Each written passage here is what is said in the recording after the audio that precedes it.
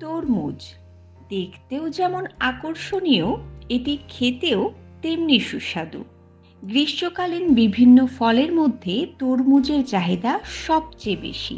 এই গরমে তরমুজ খেলে অনেকটাই ক্লান্তি দূর হয়ে যায়। অনেকেই তরমুজের জুস পান করেন, তবে জানলে অবাক হবেন, তরমুজ দিয়ে কিন্তু পুডিংও তৈরি করা যায়।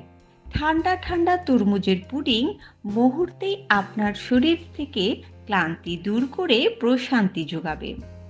আর এই পুডিং তৈরিতে উপকরণও লাগে মাত্র 3টি।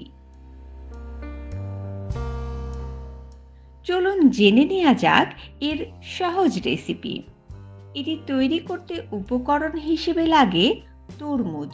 একটি ছোট সাইজের তরমুজ হলেই চলবে। 4 কাপ পরিমাণ তরমুজের রস নিতে হবে, সাথে স্বাদ মতো চিনি নিতে হবে, আর কর্নফ্লাওয়ার নিতে হবে আধা কাপ।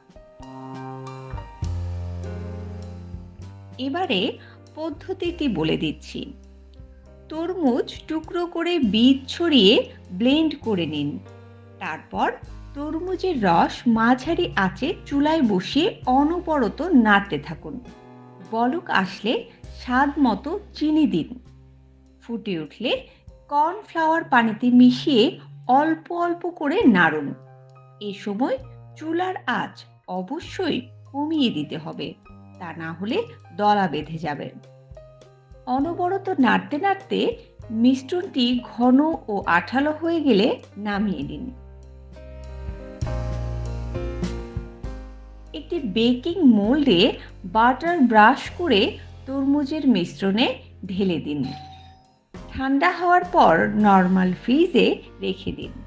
সারা রাত রেখে দেওয়ার পর পরদিন স্লাইস করে পরিবার শুদ্ধ উপভোগ করুন এই সুন্দর সুস্বাদু তরমুজের পুডিং।